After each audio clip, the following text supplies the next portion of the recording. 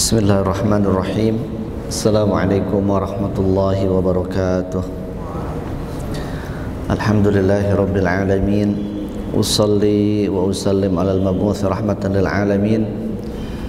Sayyidil awwalin wal akhirin, sayyidil mursalin, sayyidi ghurril muhajjalin, nabiyyina Muhammadin wa ala alihi wa ashabihi wa man tabi'ahum bi ihsanin ila yaumiddin. Amma ba'du, para jamaah sekalian, al-aba wal ummahat, ikhwan dan akhwat, bapak dan ibu sekalian, rahimani wa rahimakumullah ta'ala. Alhamdulillah, pada kesempatan pagi hari menjelang siang kita dipertemukan kembali oleh Allah Subhanahu wa ta'ala untuk kita sama-sama menunaikan kewajiban kita sebagai seorang mukmin, sebagai seorang muslim dan muslimah, mukmin dan mukminah, yaitu kewajiban menuntut ilmu. Terlebih alhamdulillah yang kita kaji ini kemudian adalah ilmu yang berkaitan dengan pokok dari seluruh ilmu, yaitu ilmu Al-Quran, ilmu tafsir, ilmu tentang ayat-ayat Allah Subhanahu wa ta'ala. Kita syukuri itu dan semoga apa yang kita lakukan menjadikan kita digolongkan oleh Allah Subhanahu wa ta'ala termasuk hamba-hambanya yang bersyukur. Alhamdulillah, pada pertemuan kita sebelumnya kita sudah menyelesaikan kajian kita dari kitab tafsir Ibnu Katsir ini sampai dengan ayat ke-110, dan insyaallah kita pagi hari ini menjelang siang akan kita lanjutkan dengan ayat 111 sampai dengan seterusnya sesuai dengan kecukupan waktu yang tersedia nanti. Bapak Ibu sekalian rahimani wa rahimakumullah ta'ala jami'an, kita juga bersyukur kepada Allah Subhanahu wa ta'ala bahwa pada saat kita membahas tafsir Ibnu Katsir yang kita angkat dari surat Al-Baqarah ini sampai dengan kurang lebih ayat 120-an nanti, itu berbicara tentang orang-orang Yahudi, ya, ahlul kitab, ya, dimana kita secara kontekstual juga hari ini kita menyaksikan bagaimana tingkah pola mereka, ya, terhadap saudara-saudara kita kaum muslimin yang berada di Palestina, ya, yang lagi memanas kembali. Dan kita doakan mudah-mudahan saudara-saudara kita kaum muslimin yang ada di Palestina diberikan kesabaran, ketabahan, kekuatan oleh Allah Subhanahu wa ta'ala untuk menghadapi situasi mereka, kondisi mereka, dan orang-orang yang berjuang di sana diberikan kekuatan, kemuliaan oleh Allah Subhanahu wa ta'ala. Yang gugur di antara saudara-saudara kita mudah-mudahan oleh Allah Subhanahu wa ta'ala diberikan asy-syahadah, diberikan mati syahid. Allahumma amin. Jemaah sekalian rahimani wa rahimakumullah ta'ala jami'an, kita lanjutkan pelajaran kita. Ba'da a'udzubillahi minasyaitonir rajim, Allah ta'ala berfirman, wa qalu lan yadkhulal jannata illa man kana hudan aw nasara tilka amaniyuhum qul hatu burhanakum in kuntum shadiqin. Bala man aslama wajhahu lillahi wa huwa muhsinun falahu ajruhu inda rabbih wala khaufun alaihim wala hum yahzanun. Wa qalatil yahudu laysatin nasara ala syai'in wa qalatin nasara laysatil yahudu ala syai' wa hum yatluna alkitab kadzalika qala alladhina la ya'lamuna mithla qawlihim fallahu yahkumu bainahum yawmal qiyamati fima kanu fihi yakhtalifun. Kata Allah Subhanahu wa ta'ala, kalau kita baca terjemahannya, dan mereka, yakni orang-orang Yahudi dan Nasrani, berkata tidak akan masuk surga kecuali orang Yahudi dan orang Nasrani. Itulah, ya, angan-angan mereka, hanya sebatas angan-angan mereka. Maka katakanlah wahai Nabi Muhammad, tunjukkan bukti kebenaranmu jika engkau orang yang benar. Tidak, kata Allah Subhanahu wa taala, bukan begitu yang sesungguhnya, tapi barang siapa yang menyerahkan diri sepenuhnya kepada Allah dan dia berbuat baik, maka dia mendapatkan pahala di sisi Allah Subhanahu wa taala, dan tidak ada rasa takut bagi mereka, ya, fala khaufun alaihim wala hum yahzanun, dan mereka juga tidak akan bersedih hati. Orang-orang Yahudi mengatakan bahwa orang Nasrani itu tidak memiliki prinsip, tidak memiliki pegangan. Sebaliknya juga orang-orang Nasrani mengatakan bahwa orang Yahudi itu tidak memiliki prinsip di dalam hidupnya, tidak memiliki pegangan, tuntunan. Sedangkan mereka semuanya, Yahudi maupun Nasrani, membaca Alkitab, yakni kitab yang Allah Subhanahu wa taala turunkan kepada mereka, Taurat dan Injil. Kadzalika qala alladziina la ya'lamuuna mithla qaulihim. Demikian pula, ya, demikian pula orang-orang yang tidak berilmu, ya, mereka berkata seperti ucapan mereka. Maka Allah Subhanahu wa taala akan mengadili mereka pada hari kiamat tentang apa yang mereka perselisihkan. Kata Imam Ibnu Katsir rahimahullahu taala, di dalam ketiga ayat ini Allah Subhanahu wa taala menjelaskan tentang kegeeran, ya, orang-orang Yahudi dan Nasrani dengan apa yang mereka miliki, dengan apa yang mereka yakini, dengan apa yang mereka klaim, di mana setiap dari mereka mengklaim bahwa tidak akan masuk surga kecuali golongan mereka saja, atau orang-orang yang mengikuti golongan mereka. Ya, sebagaimana Allah mengabarkan tentang ini di dalam ayat-ayat yang lain, di antaranya di dalam surat Al-Maidah, ya, mereka itu mengatakan nahnu abnaullahi wa ahibba'u. Kita ini anak-anaknya Allah, kita ini hamba-hambanya Allah dan kekasih-kekasih Allah. Tetapi Allah Subhanahu wa taala bantah klaim mereka itu, pengakuan mereka itu, ya, dengan apa, ya, dengan cara apa? Dengan cara Allah Subhanahu wa taala kemudian menurunkan azab kepada mereka, memberikan azab kepada mereka di dunia maupun di akhirat kelak. Ya, masa ada orang yang dicintai, ya, oleh Allah Subhanahu wa taala, ya, kemudian apa namanya, hamba-hamba kekasihnya kemudian diberikan azab, ya. Jadi klaim mereka ini kemudian, ya, dibantah oleh Allah Subhanahu wa taala dengan bukti-bukti. Ya, seandainya saja kalau mereka itu betul-betul adalah orang yang dicintai oleh Allah Subhanahu wa taala, mereka itu adalah para kekasih Allah Subhanahu wa taala, mereka itu adalah sebagaimana yang mereka klaim, yang mereka akui bahwa merekalah yang berhak mendapatkan surga, maka tentu tidak akan seperti itu kejadiannya. Allah Subhanahu wa taala tidak akan memberikan siksa kepada mereka, ya. Padahal di ayat yang sebelumnya, ya, kalau kita lihat surat Al-Baqarah di ayat-ayat sebelumnya yang sudah kita bahas, bahwa mereka mengakui bahwa mereka akan masuk neraka. Kan mereka mengatakan waqalu lan tamassana an-naru illa ayyaman ma'dudah. Kata mereka, kita ini tidak akan, ya, tersentuh api neraka, kita ini tidak akan masuk neraka illa ayyaman ma'dudah, kecuali sebentar aja katanya. Ayyaman ma'dudah. Ya, kemudian hitung-hitungannya mereka bikin akal-akalan bahwa hanya 10 hari, ada yang mengatakan di antara mereka 7 hari, ya, dan seterusnya dan seterusnya. Nah, apa namanya, ini sudah kita bahas dalam beberapa pertemuan kita yang lalu. Nah, ini menunjukkan bahwa mereka sendiri ragu dengan klaim mereka, disiplin plan, ya, tidak konsisten, ya, dengan apa yang mereka sampaikan. Di satu sisi mereka menyampaikan bahwa yang berhak masuk surga itu adalah mereka, ya, orang-orang Yahudi, tapi di satu sisi mereka mengakui bahwa kita akan masuk neraka, tapi masuknya tidak lama, dan seterusnya, ya, dan seterusnya.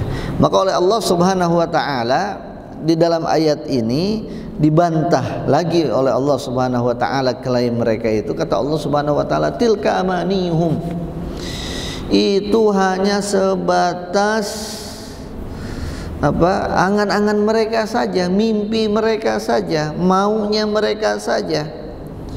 Qul hatu burhanakum, katakanlah wahai Nabi Muhammad, hatu burhanakum, mana buktinya, mana dalilnya, apa argumentasinya kalian ini sehingga kalian mengklaim bahwa kalian adalah orang yang akan masuk surga dan yang lain tidak akan masuk surga.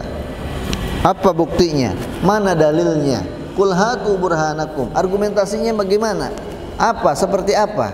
Ya. Qul hatu burhanakum in kuntum shadiqin. Kalau kalian memang benar, tunjukkan tanda-tandanya. Ya, wahai orang-orang Yahudi, wahai orang-orang Nasrani, tunjukkan. Ya, klaim kalian itu harus berdasar, harus berdalil. Ya, harus punya landasan. Ya, supaya perkataan kalian itu bisa diterima, maka harus berbasis kepada argumentasi yang kuat, ya, berbasis data dan seterusnya. Ya. Kalau tidak, maka semua orang akan mengatakan apa yang ingin dikatakannya. Ya, kalau orang itu boleh ngomong tanpa data, tanpa fakta, tanpa argumentasi, dan itu harus diterima, maka semua orang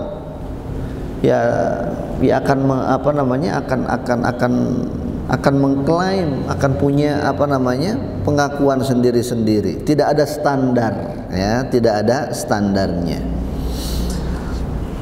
Maka mana? Coba buktikan, kata Allah Subhanahu wa taala. Sampaikan wahai Nabi Muhammad, mana buktinya?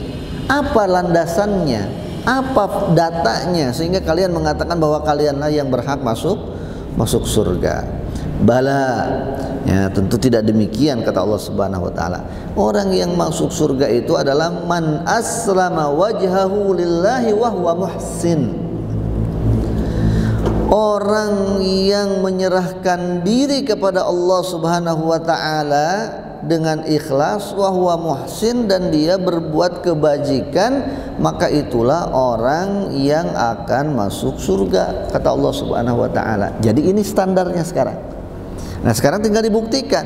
Kalau kalian mengklaim, kalau kalian mengaku bahwa kalian itu adalah yang akan masuk surga, nah timbangannya ini, man aslama wajhahu lillah wa huwa muhsin.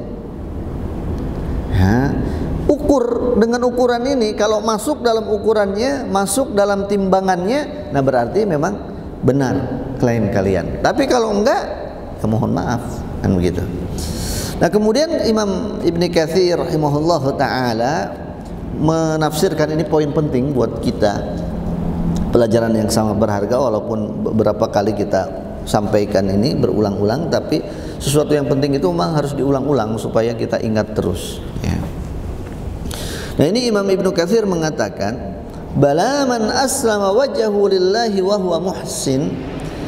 Tidak, maksudnya tidak seperti yang mereka akui, mereka klaim bahwa yang akan masuk surga itu adalah orang yang menyerahkan dirinya kepada Allah Subhanahu wa taala dan dia adalah orang yang berbuat kebaikan. Kata Imam Ibnu Katsir, maksudnya adalah man akhlasal amala lillahi wahdahu la syarikalah.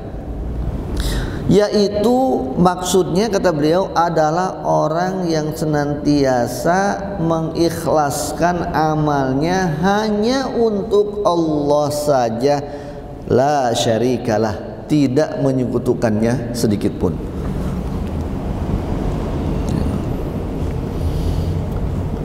Nah, jadi man aslama wajhahu lillah, yang akan masuk surga itu, kata Allah Subhanahu wa taala, itu adalah yang mengikhlaskan semua perbuatannya, semua amalannya hanya untuk Allah saja, la syarikalah, tidak melibatkan yang lain dalam tujuan seseorang itu berbuat, kecuali hanya Allah saja. Ya, sebagaimana Allah Ta'ala berfirman di dalam banyak ayat, di antaranya di sini disebutkan oleh Imam Ibnu Katsir, surat Ali Imran ayat 20, fa in hajjuka faqul aslamtu wajhiya lillahi wa manittaba'an. Ya, kalau mereka mendesakmu, ya, hajuka, mereka mendebatmu dan mereka mendesakmu, maka katakanlah aslamtu wajhiya lillahi wa manittaba'an. Ya, aku menyerahkan diriku hanya kepada Allah Subhanahu wa taala wa manittaba'an. Demikian juga orang yang mengikuti aku. Jadi aslama maksudnya adalah mengikhlaskan, menyerahkan diri kepada Allah itu mengikhlaskan, ya. Semua mengikhlaskan itu artinya menyerahkan semua apa yang diamalkan, mempersembahkan semua apa yang dilakukan oleh seseorang itu hanya untuk Allah Subhanahu wa taala, menjadikan Allah satu-satunya, ya, tujuan.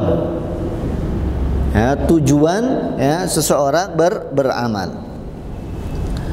Wa huwa muhsinun, ya, aslama wajhahu lillah, ya. Wajhahu kemudian kata Imam Syafi'i adalah agamanya. Maksudnya menyerahkan, tadi sudah kita sampaikan, menyerahkan seluruh hidupnya, ya, mempersembahkan seluruh hidupnya hanya untuk Allah Subhanahu wa taala. Wa huwa muhsinun. Nah, ini yang kedua, kaidah yang kedua, wa huwa muhsinun, dan dia berbuat baik. Berbuat baik itu apa? Berbuat baik itu kata Imam Ibn Katsir ay muttabi'un fihi ar-rasula sallallahu alaihi wasallam, bahwa ketika orang itu berbuat yang tadi tujuannya untuk Allah, maka dia dalam perbuatannya harus mengikuti Rasulullah sallallahu alaihi wasallam. Sehingga para ulama mengatakan bahwa fa innalil amalil mutaqabbal syartain. Kata Imam Ibn Katsir, maka sesungguhnya amalan yang akan diterima oleh Allah Subhanahu wa taala itu harus memenuhi dua syarat. Ahaduhuma, yang pertama, an yakuna khalisan lillahi wahdahu, adalah agar amalan itu dikerjakan hanya untuk Allah, alias ikhlas.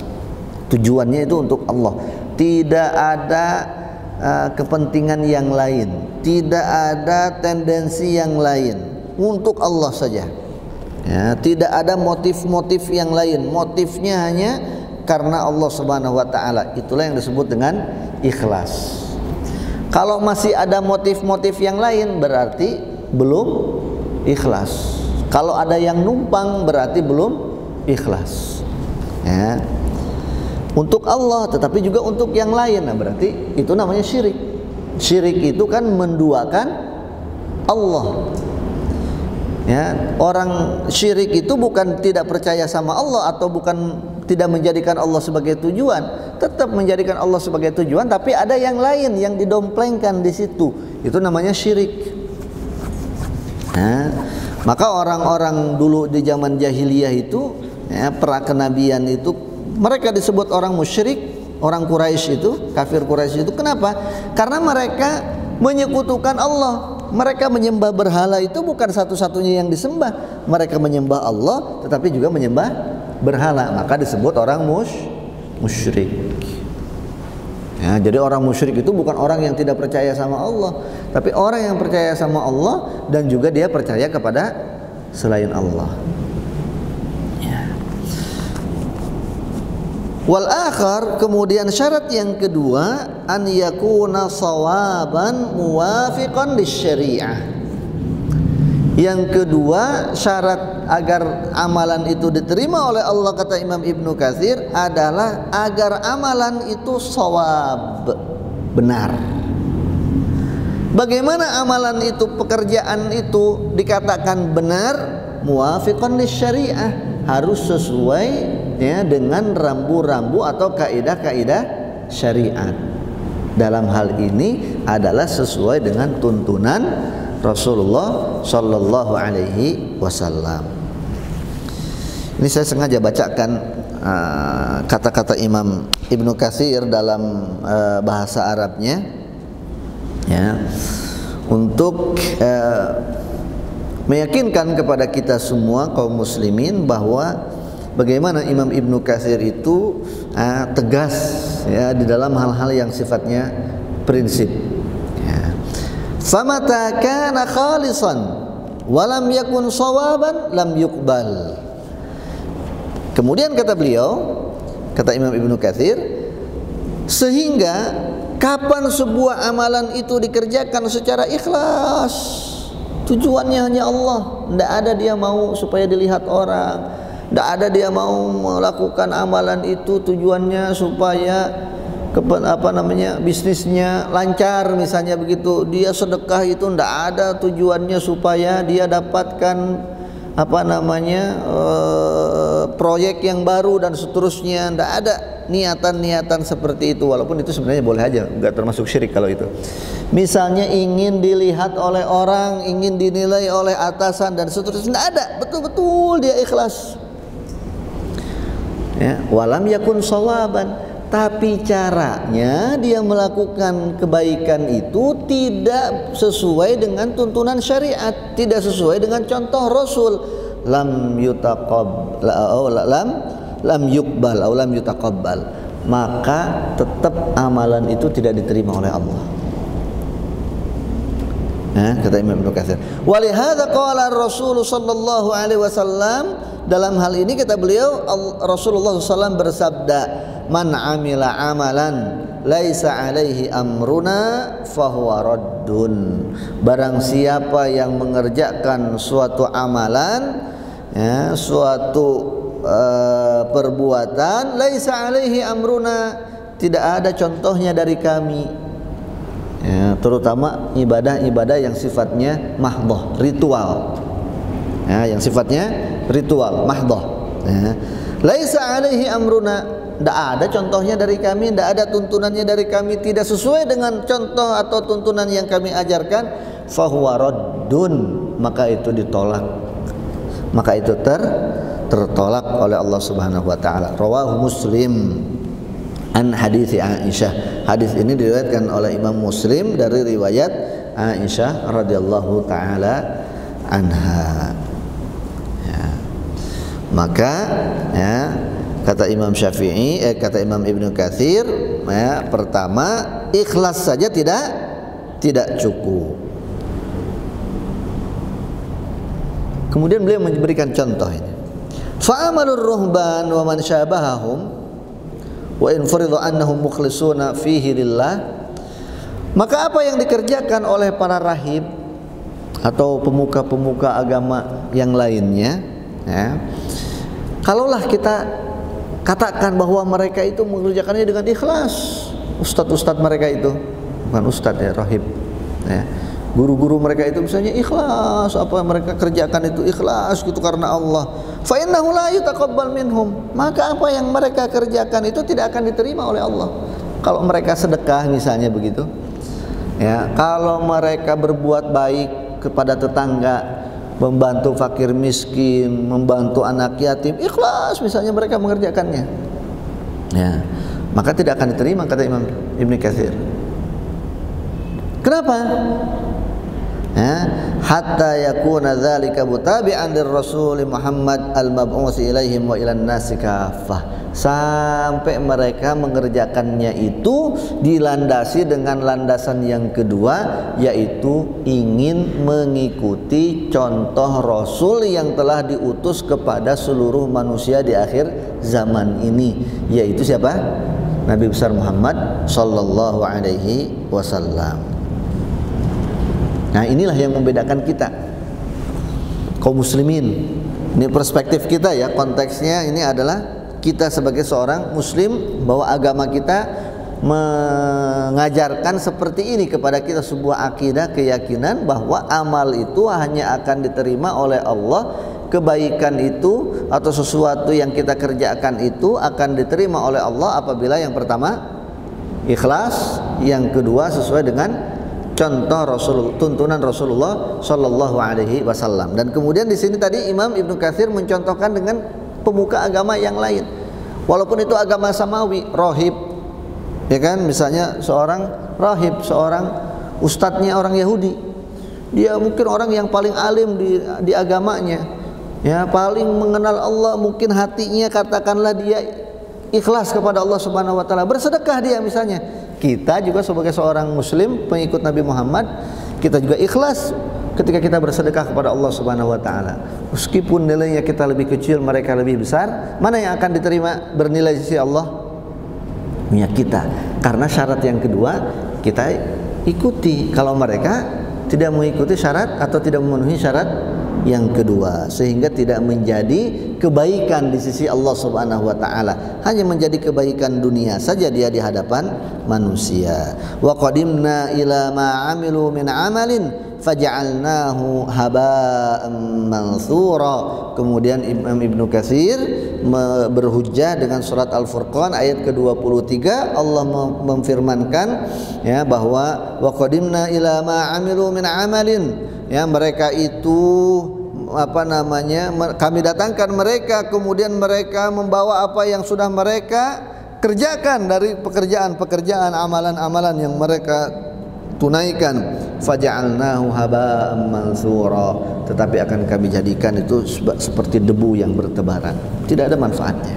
Waliyadzubillah. Ya, waliyadzubillah. Walladzina kafaru. Kemudian ayat yang lain surat An-Nur ayat 39. Walladzina kafaru a'maluhum kasarabin biqi'ah yahsabuhu adh-dhama'anu ma'a hatta idza ja'ahu lam yajidhu syai'a. Kata Allah, perumpamaan orang kafir, orang non muslim dengan amalan-amalan kebaikan-kebaikan yang mereka kerjakan itu kalau diumpamakan seperti fata morgana. Di sebuah tempat yang datar, dari jauh kelihatan seperti banyak air di sana. Fata morgana itu seperti banyak air. Tetapi ketika seseorang yang haus itu mengejarnya, dia ingin mengambil air itu, lam yajidhu syai'a. Yang tadi kelihatan banyak air itu ternyata kering kerontang, tidak ada apa-apa sama sekali di sana. Ya. Maka begitulah perumpamaan ya, orang yang beramal atau yang berbuat kebaikan tanpa dilandasi dengan dua syarat tadi, ya, dua syarat tadi. Wa in kana al-'amalu muwafiqan lisyari'ah fi surati dhahirah. Sebaliknya kata Imam Ibnu Katsir, kalau tadi yang dicontohkan rahib tadi beramalnya ikhlas tapi tidak mengikuti tuntunan Rasul. Nah, bagaimana sekarang ada orang seperti kita, pengikut Nabi Muhammad SAW, ya orang muslim, amalannya betul-betul di hati-hati di dalam beramal itu. Ya, misalnya kalau sholat betul-betul mulai dari wudunya, ya ingin semua sunnah-sunnahnya dikerjakan, bagus. Ya, mulai dari cuci tangan dulu, ya telapak tangan 3 kali yang kanan, sela-selanya, baru kemudian yang kiri 3 kali. Kemudian kumur-kumur, istinsyak, istinsar, masukin air ke hidung, dikeluarkan lagi. Semua sunnah-sunnah wudu dia kerjakan dengan baik. Kemudian salatnya pun dia pakai pakaian yang bagus, dia pakai wewangian yang bagus. Lalu kemudian mulai dari takbiratul ihram sampai dengan salamnya dia tunaikan semua rukun, wajib dan sunnahnya di dalam salat sesuai dengan apa yang menjadi tuntunan Rasulullah SAW. Walakin lam yukhlis amiluhu al-qasda lillahi fahuwa aidan mardudun. Akan tetapi kalau orangnya itu mengerjakannya tidak ikhlas, tidak menjadikan Allah satu-satunya tujuan, ya, fahuwa aidan mardudun, maka yang seperti ini juga ditolak amalannya oleh Allah Subhanahu wa taala. Dan kondisi seperti ini adalah kondisinya orang munafik. Yang begitu tuh kata Imam Ibnu Katsir adalah siapa? Orang munafik wal murain, dan orang-orang yang riya. Salatnya udah bagus, udah benar tata caranya, 10 sunnah dan wajibnya seluruhnya, tetapi ya dia ternyata salatnya bukan untuk Allah, tidak ikhlas. Ya, tetapi tadi supaya dilihat orang, supaya dinilai orang, dan seterusnya, ya, maka itu menjadi orang munafik. Ya, orang seperti itu adalah orang orang munafik, ya, orang yang riya. Ya, Allah Ta'ala berfirman di dalam Al-Quran, kata Imam Ibnu Katsir, An-Nisa 142, innal munafiqina yukhadi'unallaha wa huwa khadi'uhum. Orang munafik itu, ya, mereka menipu Allah, mencoba mengelabui Allah. Sholat, seolah-olah bagus menghadap Allah, padahal pikirannya, hatinya tidak sedang menghadap Allah, hanya fisiknya saja. Ya, dia hadirkan di situ, tapi hatinya di mana-mana atau kemana-mana. Wa huwa khadi'uhum, padahal nanti Allah yang akan, ya, menipu daya mereka. Wa idza qamu ila sholati qamu kusala. Orang-orang munafik itu kalau mengerjakan sholat, ya, aslinya mereka malas-malesan. Kalau ada orang aja dia sholat bagus-bagus. Coba kalau lagi dia sholat sendirian, ya, sholatnya asal-asalan. Nah, ini juga untuk barometer nih, kita mengukur diri kita nih, apakah kita ini sudah baik, ya, keimanan kita, ya, kepada Allah Subhanahu wa Ta'ala, keikhlasan kita itu sudah bagus atau belum, kadarnya sebagaimana. Nah, ini salah satu cara mengukurnya adalah dengan sholat kita. Kalau kita sholat di tempat umum terbuka itu bagus, tapi kalau lagi sholat sendirian asal-asalan, ya, cepet-cepetan, ya, maka berarti, ya, mohon maaf, ya, masuk ke dalam ayat ini. Karena kata Allah, wa idza qamu ila sholati qamu kusala yura'una an-nasa wa la yadhkurunallaha illa qalila. Mereka ingin memperlihatkan apa yang mereka kerjakan kepada orang lain, wala yadhkurunallaha illa qalila, padahal mereka itu tidak ada berzikir kepada Allah illa qalila, kecuali mungkin dikit-dikit aja, ya, sesekali aja. Waliyadzubillah. Kemudian Allah Ta'ala juga berfirman di dalam surat Al-Ma'un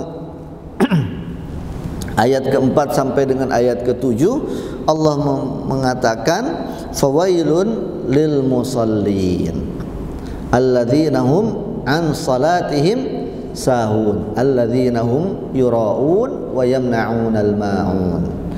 Bahwa kata Allah, celakalah bagi orang yang sholat. Nah, ini yang sholat aja celaka. Kenapa kok ada orang sholat tapi dia celaka, binasa? Ya, sebab mereka sahun, mereka lalai, kusala tadi. Ya, alladzina hum yura'unan nasa, seperti yang di surat An-Nisa tadi, yaitu mereka yang ketika sholatnya ingin dilihat oleh orang lain. Oh, ingin memperlihatkan sholatnya kepada orang lain, menjadikan orang itu, pandangan orang dan penilaian itu tujuan dari sholat yang dia kerjakan, meskipun bagus sholatnya, ya. Maka ini adalah contoh ketika seseorang itu mungkin dia bagus dalam mengerjakannya, tetapi tujuannya bukan Allah alias tidak ikhlas, maka ini pun menjadi petaka, bukan menjadi pahala, ya. Maka oleh karenanya, walihadza, kata Imam Ibnu Katsir, oleh karenanya maka Allah Ta'ala berfirman, faman kana yarju liqa'a rabbih falya'mal 'amalan shalihan wa la yusyrik bi'ibadati rabbih ahada. Maka barang siapa yang ingin bertemu, rindu, ingin jumpa dengan Allah Subhanahu wa Ta'ala, kangen dengan Allah Subhanahu wa Ta'ala, dan ini adalah merupakan nikmat terbesar, ya, nikmat terbesar itu adalah bertemu dengan Allah secara langsung. Lilladzina ahsanul husna wa ziyadah. Di dalam ayat yang lain Allah Ta'ala berfirman, dan bagi orang yang berbuat baik, ya, berbuat kebaikan itu yang memenuhi dua kriteria tadi, yang ikhlas dan sesuai dengan contoh Rasul, al-husna, maka dia akan mendapatkan kebaikan juga, yaitu surga, wa ziyadah, dan mendapatkan yang lebih daripada surga, yaitu bertemu atau melihat wajah Allah Subhanahu wa Ta'ala secara langsung. Nah, jadi orang yang masuk surga belum tentu semuanya, ya, mendapatkan kesempatan melihat wajah Allah Subhanahu wa taala. Ya. Atau semua orang yang masuk surga itu akan merasakan bahwa nikmat surga itu ternyata belum seberapanya. Padahal dulu kita pernah mengkaji kan tentang surga, tentang neraka. Ya, bahwa orang yang masuk surga paling bontot aja, paling terakhir, ya, itu dapatnya oleh Allah Subhanahu wa taala jatahnya itu adalah seperti bumi dan 10 kali lipat. Bumi serta isinya dan 10 kali lipat. Dunia ini bulat ini, bumi yang bulat atau yang datar itu terserahlah mana mazhabnya, ya. Ini kemudian kali 10. Nah, itu adalah untuk orang yang paling terakhir masuk surga dan orang yang paling terakhir diselamatkan dari neraka, dapat syafaat. Setelah itu nggak ada lagi orang masuk surga. Itu yang paling bontot aja dapat 10 kali lipat. Apalagi yang pertama-tama dan seterusnya. Nah, dari orang yang pertama kali masuk surga sampai dengan yang terakhir kali masuk surga, mereka ketika melihat Allah Subhanahu wa taala, mereka akan merasa bahwa surga itu tidak ada apa-apanya bila dibandingkan dengan nikmat melihat wajah Allah Subhanahu wa taala. Faman kana yarju liqa'a rabbih, maka barang siapa yang mengharap berjumpa, bertemu dengan Rabbnya, dengan Allah Jalla Jalaluh, falyamal amalan salihah, maka hendaklah dia beramal yang baik, amal saleh, ya, wala yusyrik biibadati rabbih ahada, dan tidak menyekutukan, mempersekutukan Allah, tidak menyertakan tujuan yang lain, ya, selain Allah pada saat dia melaksanakan ibadah. Ikhwa fiddin, azani Allah wa iyyakum jami'an. Inilah kata Imam Ibnu Katsir yang dimaksud dengan bala man aslama wajhahu lillahi wa huwa muhsinun. Maka barang siapa yang seperti itu, falahu ajruhu inda rabbih, maka dia akan mendapatkan balasan, ya, pahala, ganjaran di sisi Allah Subhanahu wa taala. Wala khaufun alaihim, dan kemudian Allah memberikan perlindungan dari apa yang mereka khawatirkan. Apa itu yang dikhawatirkan? Ya, la khaufun alaihim, tidak ada kekhawatiran untuk menyongsong waktu yang akan datang atau masa depan. Wala hum yahzanun, dan mereka juga orang yang seperti itu tidak akan bersedih dengan sesuatu yang hilang dari dirinya, ya, karena semuanya adalah, ya, untuk Allah Subhanahu wa taala. Maka orang yang beriman itu, ya, ini juga kaitannya yang bagian terakhir ini, la khaufun alaihim wa lahum yahzanun, ini kaitan juga dengan keimanan kita kepada takdir, ya, qada dan qadarnya Allah Subhanahu wa taala, takdir baik dan takdir buruk, ya, Allah Subhanahu wa taala. Hakikatnya bahwa semua takdir itu baik dari Allah Subhanahu wa taala, tapi dinamakan takdir itu ada yang baik atau yang buruk, itu pendekatannya perspektif kita manusia. Dikatakan takdir baik ketika orang itu senang menerimanya. Dikatakan takdir buruk ketika orang itu kurang senang menerimanya, maka dikatakanlah takdir buruk. Tapi sejatinya dari Allah itu semuanya, apa yang diputuskan Allah adalah baik. Wa asa an takrahu syai'an wa huwa khairun lakum. Nah, wa asa an tuhibbu syai'an wa huwa khairun lakum. Wallahu ya'lamu wa antum la ta'lamun. Nah, maka orang yang beriman itu ketika dia mendapatkan sesuatu yang baik, dia senang tetapi tidak berlebihan kesenangannya itu. Ya, karena dia meyakini bahwa kebaikan ini datangnya dari Allah, bukan atas usahanya, murni usahanya sendiri.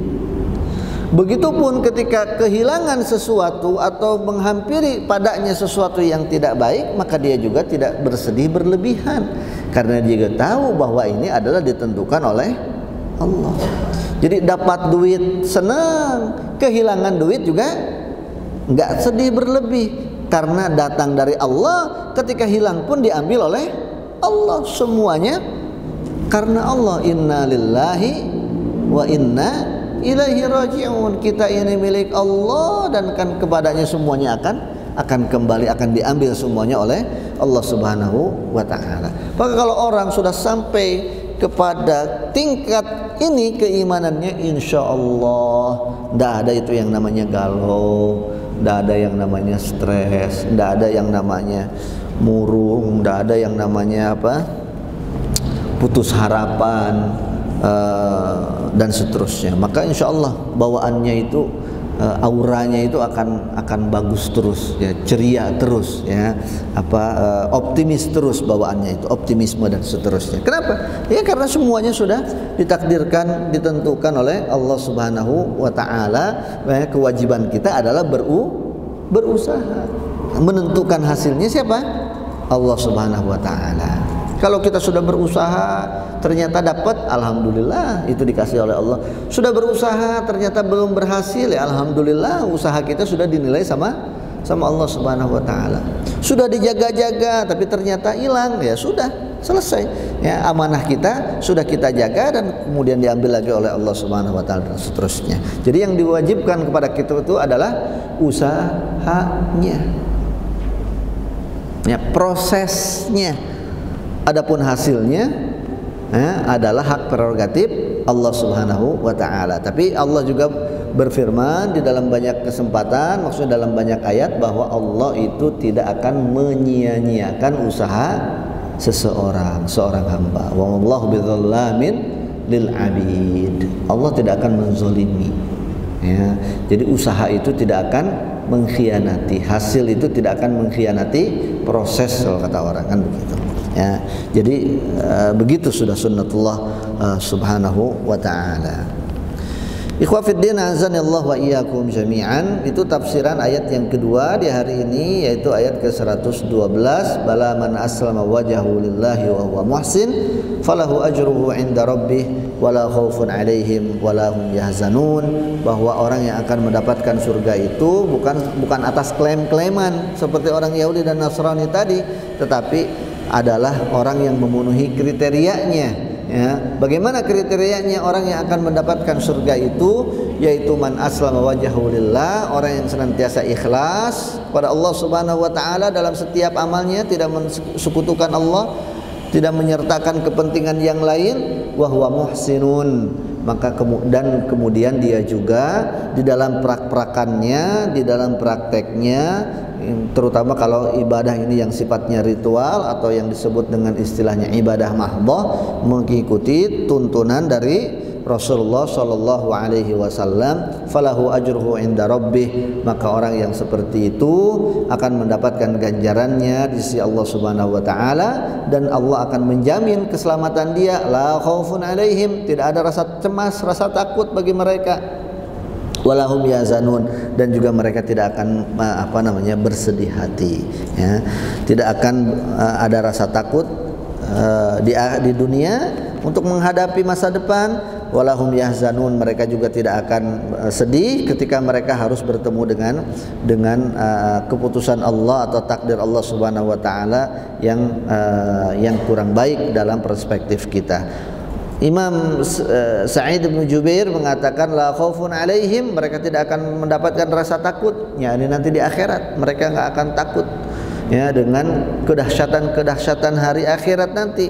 Walahum yahzanun, dan mereka juga tidak akan sedih untuk menghadapi kematian. Ya, jadi ada ulama yang menafsirkan seperti itu. Kemudian jamaah sekalian rahimani wa rahimakumullah taala jami'an, di ayat yang berikutnya ke-113 Allah taala berfirman, ini kaitan kembali dengan orang-orang Yahudi, ya, wa qalatil yahudu laisatin nasara ala syai'. Ini masih tentang klaim mereka nih, ya. Angan-angan mereka, ya. Mereka mengatakan waqalatil yahud, orang Yahudi mengatakan laisatin nasara ala syai'. Orang Nasrani itu tidak punya pijakan hidupnya, tidak punya prinsip. Waqalatin nasara laisatil yahudu ala syai'. Nanti yang Nasrani juga bilang begitu. Yahudi itu agama apaan? Tidak ada prinsipnya, tidak ada pegangannya, tidak ada sandarannya. Wa hum yatlunal kitab. Padahal mereka dua-duanya, Yahudi dan Nasrani ini, mereka membaca kitab. yang Allah turunkan kepada mereka. Kepada Yahudi Allah turunkan apa? Taurat. Ya, kepada Nasrani Allah turunkan Injil. Dua-duanya mendapatkan kitab dari Allah Subhanahu wa taala. Ya. Di sini Allah Subhanahu wa taala memperlihatkan kepada kita bahwa perselisihan orang Yahudi itu bukan hanya dengan kita kaum muslimin, tetapi juga dengan agama yang lain. Dan hari ini sekali lagi kalau kita kaitkan dengan konteks hari ini dengan peperangan yang terjadi di Palestina, ya, di Gaza, bahwa yang dibombardir itu bukan hanya kita orang Islam, ya kan? Ya, orang Nasrani juga sama mereka dibom-bom aja begitu. Karena buat mereka, buat orang Yahudi, ya kalau bukan Yahudi ya berarti musuh. Ya, begitu dan seterusnya. Jadi ayat ini menunjukkan, ya, Allah menunjukkan kepada kita bagaimana perselisihan, kebencian, ya, yang terjadi di antara mereka. Ya. Ibnu Abbas, sahabat ridwanullah alaihi ajma'in, ya, mengatakan bahwa asbab wurud atau asbabun nuzul daripada ayat ini adalah ketika itu datang orang-orang Najran, orang-orang Nasrani dari Najran, ya, menghadap kepada Rasulullah sallallahu alaihi wasallam. Nah,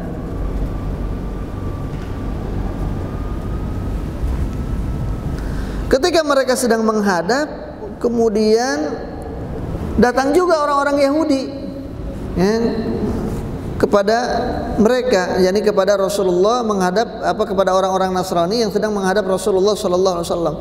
Kemudian mereka saling menyalahkan satu sama lain di hadapan Rasul. Ya. Maka Rafi ibn Huraimalah, ya, mengatakan bahwa orang Yahudi ini tidak ada pegangannya, tidak ada dasarnya, tidak ada prinsipnya, tidak ada itu landasannya agama yang mereka yakini itu. Ya. Dan kemudian mereka tidak mengimani berarti apa yang dibawa oleh Nabi Musa alaihi salam, ya, yaitu Taurat. Nanti orang Nasrani juga begitu. Orang Yahudi ini nggak ada prinsipnya, agama mereka ini apa dasarnya, dan seterusnya dan seterusnya. Berarti mereka tidak meyakini Nabi Isa dan kitab yang diturunkan kepada Nabi Isa.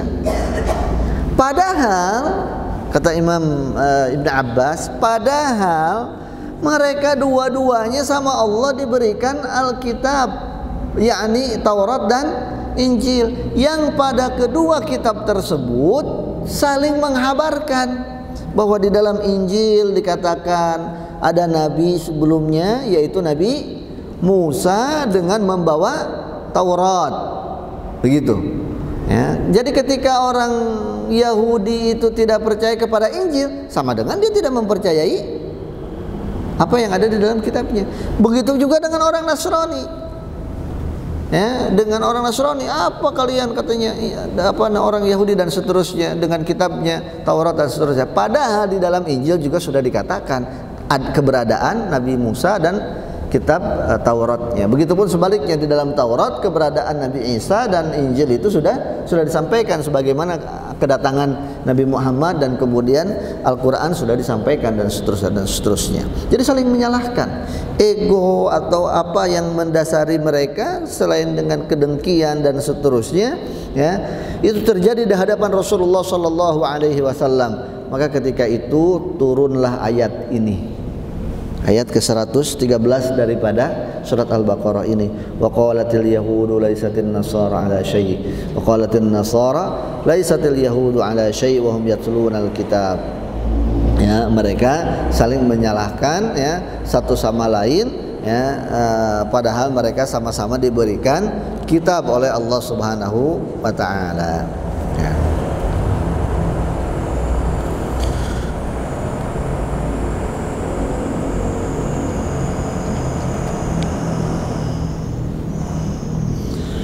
Kedua kitab itu tentu yakni Taurat dan Injil pada masanya, pada waktunya, adalah kitab atau syariat yang berlaku di muka bumi ini, yang aturan yang diberlakukan oleh Allah Subhanahu wa taala.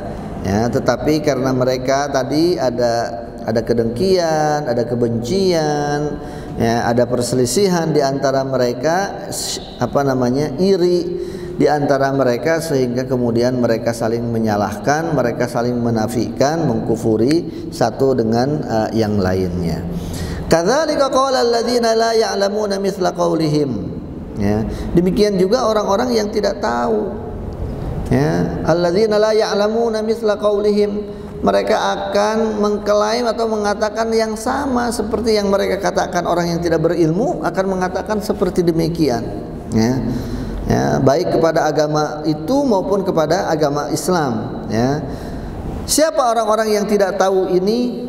Maka kata Imam Ibnu Katsir, banyak ulama ya menafsirkan maksudnya adalah orang Arab, ada yang mengatakan maksudnya adalah orang Yahudi, maksudnya adalah orang Nasrani. Tetapi kalau kata Imam Ibnu Katsir, tetapi kesemuanya itu saling menguatkan satu sama lain atau ikhtilaf tanawwu'. Maka siapapun orang yang tidak tahu ya dengan syariat Allah, maka masuk ke dalam kategori alladzina la ya'lamuna mithla qaulihim. Fallahu yahkumu bainahum yaumal qiyamati fima kanu fihi yakhtalifun. Dan kemudian kata Allah Subhanahu wa taala, nanti pada hari kiamat Allah Subhanahu wa taala akan mengumpulkan mereka, lalu kemudian Allah akan mengadili mereka, memberikan keputusan yang adil kepada mereka bahwa mana yang benar, ya, mana yang salah, mana agama yang harus diikuti, mana agama yang sudah tidak boleh diikuti lagi, mana agama, mana syariat yang harus tetap dilaksanakan, mana syariat yang sudah harus ditinggalkan, karena Allah Subhanahu wa taala sudah menurunkan syariat yang terakhir, yang terbaru, yang terupdate, yaitu syariat yang dibawa oleh Nabi Muhammad sallallahu alaihi wasallam. Sehingga Allah Subhanahu wa taala katakan dalam surat Al-Hajj, innal ladzina amanu wal ladzina hadu was-sabiin wan nasara wal majusa wal ladzina asyraku innallaha yafsilu bainahum yaumal qiyamah innallaha ala kulli syai'in syahid. Maka orang-orang itu ya yang beriman, yang Yahudi, yakni orang Islam, orang Yahudi, orang Nasrani, Sabiin, orang Majusi, orang-orang yang berbuat syirik, semuanya kan mereka mengaku benar dengan apa yang mereka kerjakan, ya kan? Orang Yahudi mereka mengatakan benar apa yang mereka kerjakan ini untuk Allah, ya, agama dari Allah. Orang Nasrani pun begitu. Orang Majusi juga yang nyembah api, ya, nyembah matahari, mereka meyakini bahwa itu benar sehingga mereka mengerjakan itu. Orang musyrik yang nyembah pohon, yang percaya kepada batu, kekuatan gaib dan seterusnya, mereka juga mengira itu benar. Meyakini, bukan mengira, meyakini itu benar, ya, sehingga mereka mengerjakan itu. Ketika didakwahi oleh Nabi Muhammad SAW atau oleh kita sebagai para pewarisnya mendakwahkan, menyampaikan kebenaran, mereka tidak mau mengikuti, tidak mau menerima, bahkan mereka kekeh bahwa inilah yang benar yang mereka kerjakan. Sudah, nanti Allah yang akan memberikan keputusan pada hari kiamat. Wallahu yafsilu bainahum, innallaha yafsilu bainahum. Allah akan mengadili, ya, menentukan di antara mereka pada hari kiamat nanti. Innallaha ala kulli syai'in syahid. Sungguhnya Allah Maha melihat apa yang dikerjakan oleh manusia ini di seluruh bumi ini, apa yang dikerjakannya, mana yang benar, mana yang salah, ya. Mana yang sesuai dengan aturan Allah, mana yang tidak sesuai, semuanya dilihat oleh Allah dan nanti akan diputuskan oleh Allah Subhanahu wa taala. Qul yajma'u bainana rabbuna wa huwa yaftahu bainana bil haqqi wa huwal fattahul alim. Katakanlah nanti Allah akan mengumpulkan kita semuanya, kemudian Allah akan mengadili kita semuanya, membukakan mana yang benar, mana yang salah. Wa huwal fattahul alim. Allah Maha mengetahui. Wa man azlamu, kemudian jemaah sekalian rahimani wa rahimakumullah taala jami'an, itulah tadi ayat ke 113. Kita masuk ke ayat 114. Wa man azlamu mimman mana'a masajidallahi ay yudhkara fiha ismuhu wa sa'a fi kharabiha. Ulaika ma kana lahum ay yadkhuluha illa khaifin lahum fid dunya khizyun wa lahum fil akhirati 'adzabun 'adzim. Dan siapa lagi yang lebih zalim? Ya, siapakah orang yang lebih zalim daripada orang yang melarang-larang ya, orang untuk mengingat atau orang masuk ke masjid Allah dan berzikir kepada Allah Subhanahu wa taala, menyebut nama Allah di dalam masjid. Jadi orang dosa yang paling besar itu adalah melarang orang, atau termasuk dosa besar adalah orang melarang seseorang lain untuk berzikir di dalam masjid, untuk kajian, untuk ngaji, untuk sholawat, untuk berzikir kepada Allah Subhanahu wa taala, dosanya besar. Wa sa'a fi kharabiha, kemudian dia berusaha untuk menghancurkannya. Ulaika ma kana lahum ayyadkhuluha illa khaifin, mereka itu tidak pantas memasukinya kecuali dengan rasa takut kepada Allah. Mereka mendapat kehinaan. Orang yang seperti itu akan mendapatkan kehinaan di dunia, dan di akhirat mereka akan mendapatkan azab yang berat. Nah, ini menarik juga nih ayat. Ya, semua ayat menarik ya. Ini maksudnya konteksnya pas banget dengan konteks kita, baik lokal kita, regional domestik kita, maupun secara global lah, kaitannya dengan orang-orang Yahudi yang sedang melakukan invasi ya ke saudara-saudara kita di Gaza. Tapi kita ingin melihat dulu tafsiran dan asbab nuzulnya ketika ayat ini dulu diturunkan oleh Allah Subhanahu wa taala. Ya, kemudian nanti kita tarik dengan konteks kita kekinian. Para ulama, kata Imam Ibn Katsir, ulama ahli tafsir maksudnya, beragam pendapat, setidaknya ada dua pendapat yang besar terkait dengan maksud dari siapakah orang yang melarang orang untuk berzikir di dalam masjid dan berusaha untuk menghancurkannya. Siapa ini maksudnya? Setidaknya ada dua pendapat. Pendapat yang pertama, kata Imam Ibn Katsir, sebagaimana diriwayatkan oleh Ibnu Aufa dalam kitab tafsirnya dari Ibnu Abbas, bahwa yang dimaksud dengan waman azlamu mimman mana'a masajidallahi ay yuzkara fiha ismuhu itu adalah orang-orang Nasrani. Ya. Kenapa? Karena dulu orang-orang Nasrani itu katanya, ya, riwayatnya, bukan katanya, riwayatnya sebagaimana yang disampaikan oleh Imam Mujahid, ada mereka itu melempari Baitul Maqdis dengan kotoran, Masjidil Aqsa. Mereka lempari dengan kotoran dan melarang orang untuk sholat di sana. Ya, untuk sholat di sana. Ya. Saya tidak mohon maaf tidak bisa menjelaskan lebih ini tahun berapa kejadian ini. Ini pada masa tabi'ut tabi'in sepertinya ya.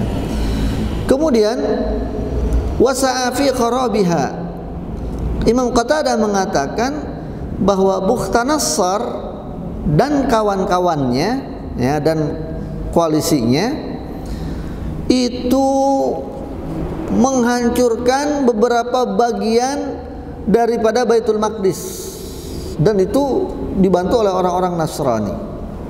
Ya.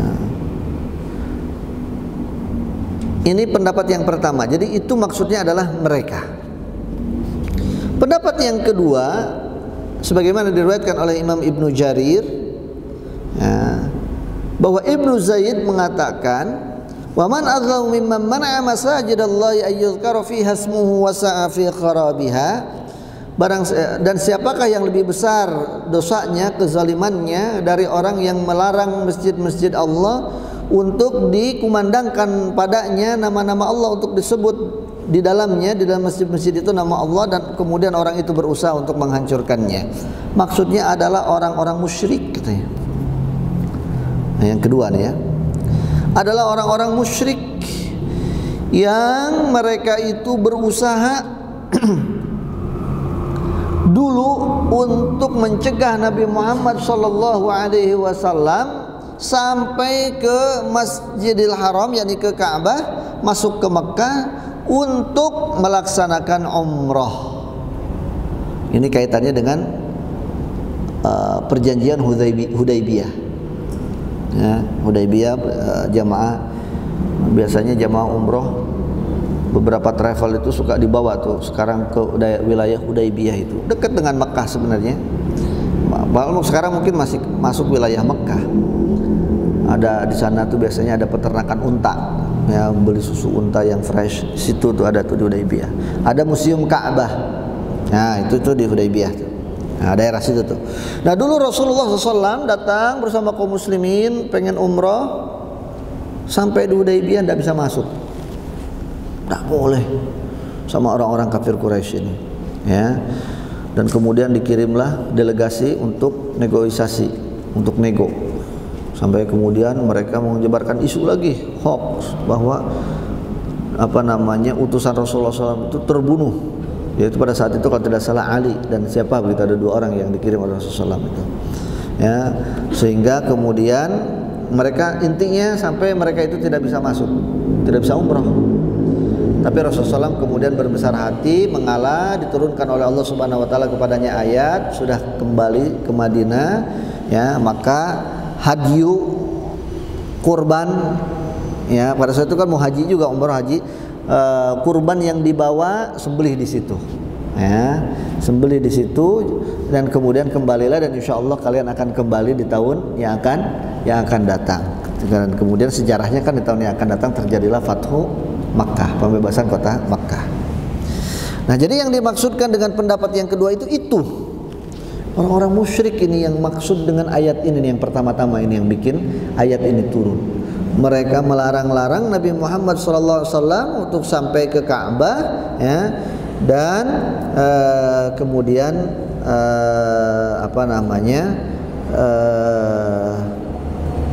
turunlah kemudian ayat ini, atau asbabul wurud daripada ayat ini.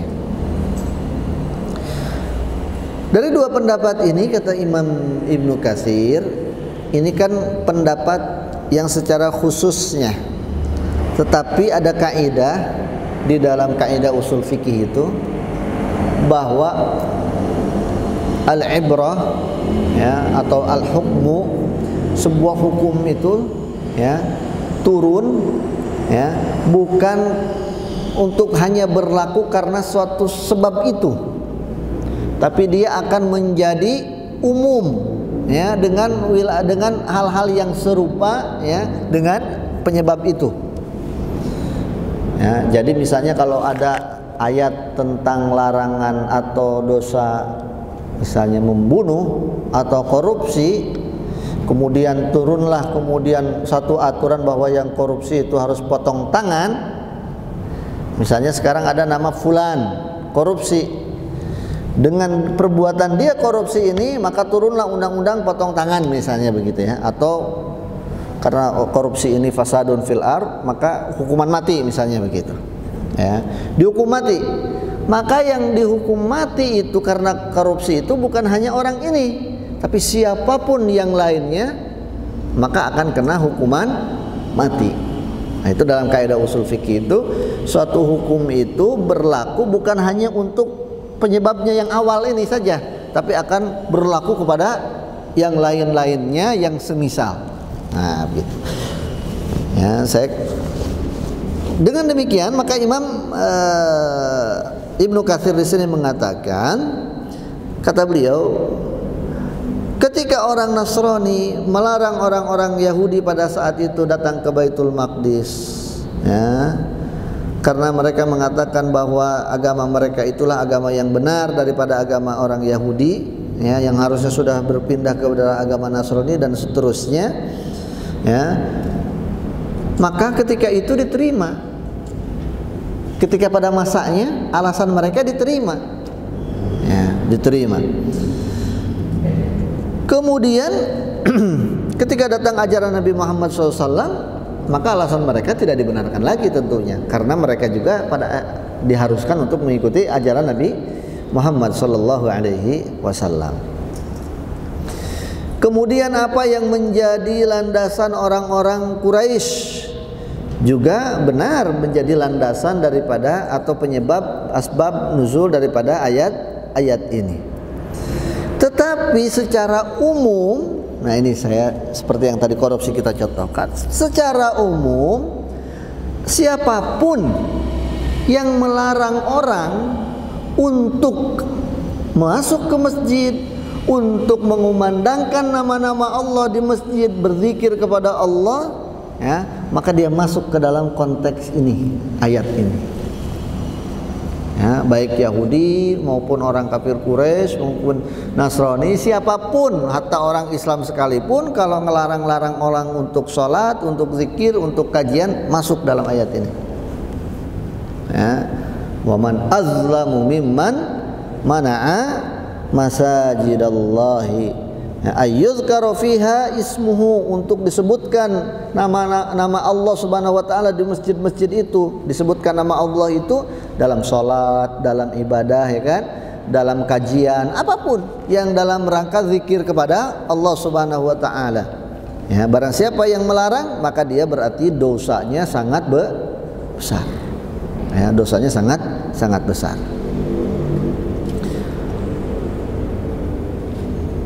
Dalam ayat yang lain Allah Subhanahu wa taala berfirman, Al-Anfal ayat 34 misalnya.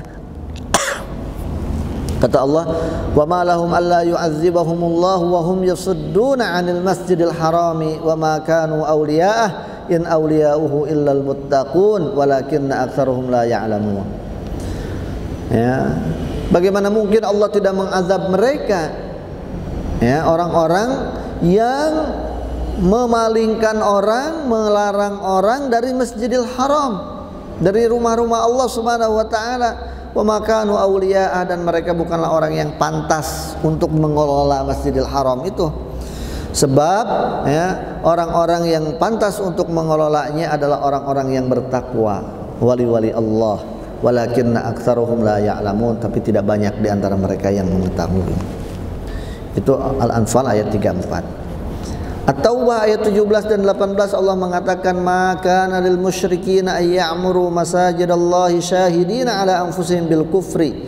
Tidak layak orang-orang musyrik itu untuk mengelola, memakmurkan masjid Allah, dan mereka juga tahu bahwa mereka melakukan kekufuran, kekafiran. Ulaika habitat a'maluhum wa finnari hum khalidun. Orang yang berbuat kufur, yang syirik itu amal kebaikannya hilang, luluh lantak, wa finnari hum fiha khalidun, dan mereka akan kekal di dalam api neraka. Innama ya'muru masajidallahi man amana billahi wal yaumil akhir. Yang pantas, sesungguhnya yang pantas untuk memakmurkan masjid-masjid Allah itu adalah orang yang beriman kepada Allah dan hari akhir, wa aqamas shalah, mendirikan salat, wa ataz zakah, menunaikan zakat, wa lam yakhsha illallah, dan mereka tidak takut kecuali hanya kepada Allah. Fa asa ulaika an yakunu minal muhtadin, maka orang yang seperti itu akan mendapatkan petunjuk dari Allah. Humul ladzina kafaru wa saddukum 'anil masjidil harami wal hadya ma'kufan an yablugha mahillah walaula rijalun mu'minun wa nisaa'un mu'minat lam ta'lamuhum an tatawhum fatusibakum minhum ma'arrah bighairi ilmin liyudkhilallahu fi rahmatihi man yasha' walau tazayyalu la'adzabna alladzina kafaru minhum 'adzaban alima. Kata Allah, orang-orang yang kafir itu yang melarang orang untuk ke Masjidil Haram, yang kemudian menyebabkan hadyu kurban-kurban itu tidak sampai kepada tempatnya, ya, adalah orang, kalaulah tidak ada orang-orang yang beriman, laki-laki maupun perempuan, ya, maka mereka itu akan ditimpakan oleh Allah Subhanahu wa taala azab yang pedih, azab yang menghinakan. Ini ayat ini juga ada kaitannya dengan masalah hijrah, masalah anggapan kita yang membuat kita cuek, tidak sensitif untuk beramar ma'ruf nahi mungkar. bodoh amat, yang buat dosa juga dia, salah dia, dosa juga dia, ya terserah dia. Atau sebaliknya, bodoh amat, ya yang melakukan saya dan seterusnya, kenapa harus pusing loh dan seterusnya. Kan sekarang begitu tuh orang-orang zaman sekarang, gue lu katanya gitu kan, dan seterusnya. Nah, ini salah, ini prinsip yang salah. Ini nggak boleh kita terpengaruh dengan itu, ya. Kalaupun mau sengsara, biar sengsara dia, ya, dan seterusnya. Apa urusan kita dan seterusnya. Ini salah. Ingat bahwa Muslim itu harus punya rasa persaudaraan yang tinggi terhadap sesama Muslim.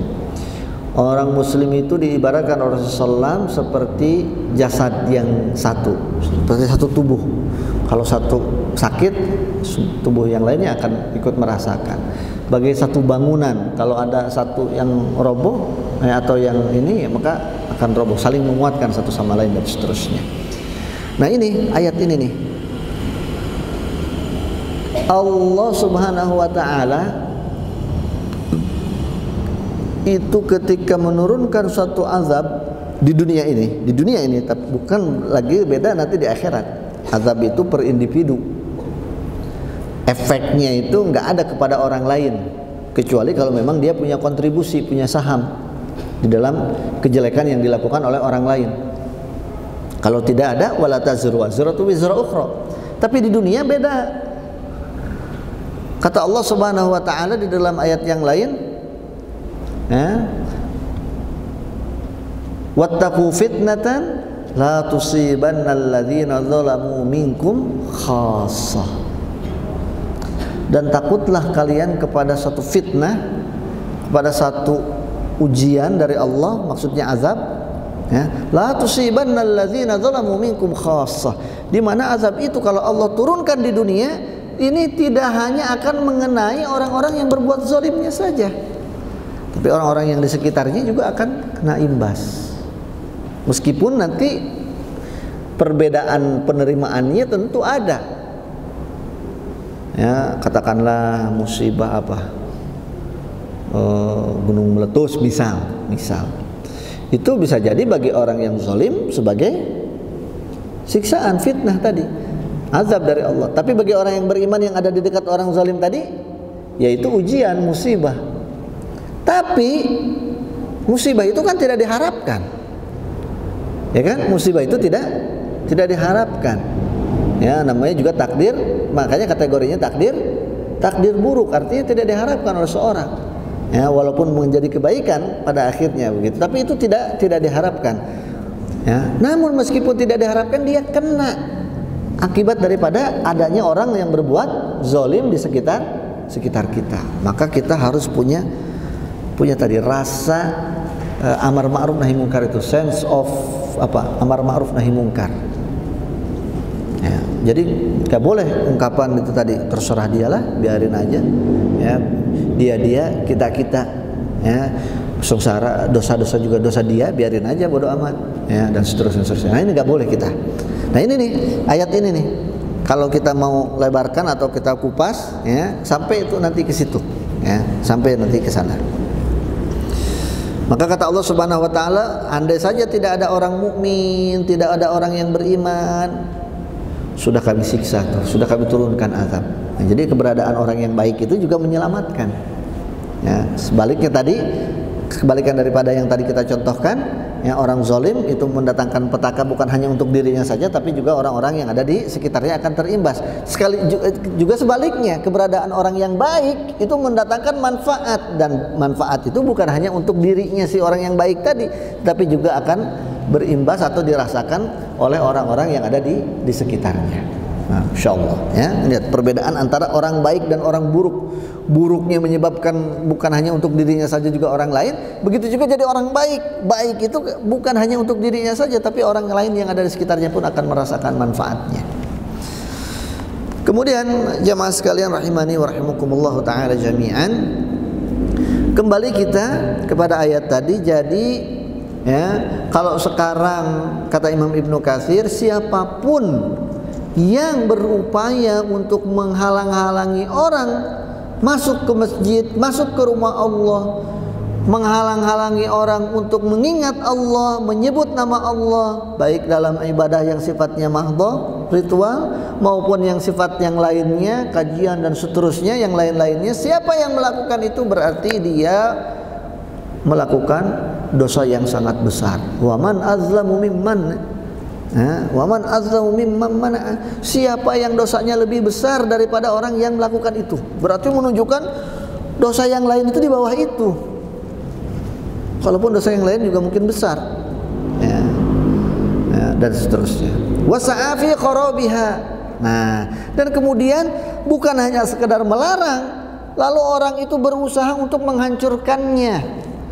Ya, menghancurkannya di sini kata Imam Ibnu Katsir dua maknanya. Yang pertama menghancurkan secara fisik, artinya menghancurkan masjidnya. Yang kedua, menghancurkan itu adalah dengan menghancurkan kegiatan yang dilakukan dalam rangka mengingat Allah. Jadi non fisiknya, kajiannya tidak boleh lagi ada. Nah, menghancurkan termasuk kategorinya fi kharabiha. Kemudian kegiatannya tidak boleh lagi dilaksanakan dan seterusnya dan seterusnya. Ini kan ya sempat ya terdengar di sekitar kita juga, waliyadzubillah, mudah-mudahan tidak terjadi lagi ya. Nah, ini berbahaya sekali, itu dosanya luar biasa. Nah, kalau konteks di kita gitu tuh, konteks yang sekarang kalau konteks Yahudi ya, nah, mereka mau menghancurkan kedua-duanya, masjidnya, bangunan fisiknya juga dihancurkan, dibom, apalagi yang ada di Gaza, ya kan? Kemudian orang beraktivitas juga tidak boleh, dilarang sama mereka dan seterusnya. Ini double-double, ya, double-double. Ya. Maka orang yang seperti itu kata Allah Subhanahu wa taala, ulaika ma kana lahum ayyadkhuluha illa khaifin. Maka orang-orang yang punya orang-orang seperti orang-orang musyrik itu, ya, orang-orang yang melarang orang untuk masuk masjid, untuk melakukan kegiatan di masjid, berzikir kepada Allah di masjid, dan ingin menghancurkannya, mereka tidak boleh masuk ke dalam masjid illa khaifin, kecuali dalam keadaan mereka takut, maksudnya dalam keadaan hina. Mereka yang merasa takut masuk masjid itu karena terpaksa, dan mereka tidak merasa lebih baik daripada orang mukmin, baru boleh. Ya, maka ini kaitannya adalah dulu ya, ketika di tahun berikutnya tadi yang perjanjian Hudaybiyah itu berikutnya, maka Rasulullah SAW membuka Makkah, Fathu Makkah, membebaskan kota Makkah. Kemudian setelah itu Rasulullah SAW menyabdakan ya, ala la yahujjanna ba'dal 'ami musyrikun wa la yatufanna bil baiti uryanun wa man kana lahu ajal fa ajaluhu ila muddatih. Kata Rasulullah SAW, setelah ini, setelah Fathu Makkah, setahun setelah perjanjian Hudaybiyah tadi itu, Fathu Makkah, kemudian maka tidak boleh, setelah pembebasan kota Makkah itu kata Rasulullah SAW, setelah ini tidak boleh lagi ada yang datang ke Ka'bah kecuali orang mukmin. Orang musyrik dah nggak boleh ada. Berhala dibersihin, nggak boleh ada. Ya. Kemudian tidak boleh lagi ada orang yang tawaf dengan telanjang. Nah, dulu ada orang kepercayaan manusia itu, mereka meyakini ya, ini mungkin ada sisi positifnya ya, walaupun salah ya, tetapi tetap salah, ada positifnya. Dan ini sempat heboh juga dulu di Indonesia, kalau tidak salah di Bandung. Keyakinan ini dimuncul-munculin lagi, keyakinan jahiliyah musyrik, tapi sekali lagi kelihatannya ada positifnya. Apa? Bahwa mereka, positifnya di sini nih, titik ini positifnya, bahwa mereka punya keyakinan kalau mau menghadap Allah itu harus dalam keadaan dirinya bersih, lahir dan batin, ya, lahiriah dan ma'nawiyah. Maka karena keyakinan itu bagus, itu betul itu ya, di situnya bagus, betul di situnya, tapi kemudian salah kesana kemarinya. Maka kemudian mereka mengatakan bahwa kalau mau sholat itu kalau di Masjidil Haram, tawaf juga dihitung kategori sholat. Maka kalau mau tawaf ya, berarti menghadap Allah, di rumah Allah. maka harus menanggalkan semua kotoran-kotoran. Baju ini bisa jadi kotor kata dia. Ya, bisa jadi ini tidak halal, baik zatnya, bahan-bahannya maupun cara mendapatkannya. Mungkin ada mengandung, jual belinya mengandung riba, mungkin ini secara bahannya mungkin mengandung serat-serat yang dari lemak-lemak. Untuk warnanya ini katanya konon warna itu tidak bisa nempel secara kuat kecuali kalau ada unsur dari B2-nya katanya begitu. Wallahu alam benar apa enggaknya. Sehingga udah tuh mereka berarti ini ada mengandung najis dan seterusnya. Maka tidak layak kita menghadap Allah dengan pakaian ini. Akhirnya menghadap Allah telanjang. Ada tuh. Ya, jadi itu sebenarnya bukan kepercayaan yang baru, dulu jahiliyah ada tuh yang pernah terjadi di Bandung. Dulu heboh juga tuh di Bandung. Wa man kana lahu ajal, ya, fa ajaluhu ila muddatih, ya. Dikasih waktu sama Allah sama Rasulullah SAW pada saat itu. Orang musyrik selain orang Islam harus keluar dari kota Makkah, dari tanah suci, dari Madinah harus keluar. Sampai sekarang steril, alhamdulillah. Ya, sampai sekarang steril. Nah, bagaimana sekarang masjid-masjid selain Masjidil Haram, Masjid Nabawi, masjid kayak kita ini? Boleh enggak orang musyrik masuk? Orang non-muslim masuk? Nah, tadi ya, maka nalahum ayyadkhuluha, secara hukum asalnya atau idealnya tidak boleh, illa khaifin, kecuali dalam mereka keadaan ya hina. Mereka masuk itu dalam keadaan hina, bukan terhormat. Misalnya orang Islam kaya raya semuanya, kita mau bangun masjid tapi nggak ada ahli yang bisa masang, misalnya nih, nggak ada orang Islam yang bisa masang satu komponennya itu di atas sana gitu. Dia punya tuh, dia bisa begitu. Udah kita suruh dia, kita jadikan babu dia untuk masang itu, kan hina dia. Masuknya itu bukan terhormat dan seterusnya. Nah, itu diperbolehkan. Ya. Lahum fid dunya khizyun wa lahum fil akhirati adzabun azim. Orang yang seperti itu tadi yang melarang-larang orang untuk datang ke masjid berzikir kepada Allah Subhanahu wa taala, atau dia menghancurkan masjid dan menghancurkan kegiatan-kegiatan yang ada di dalamnya, lahum fid dunya khizyun, mereka akan mendapatkan di dunia ini khizyun. Khizyun itu adalah kehinaan.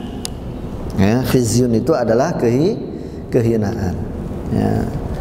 Kita singkatkan saja karena waktu kita sudah tinggal sedikit. Khizyun di sini banyak terjemahannya dari para mufassirin tentang arti khizyun, tetapi kalau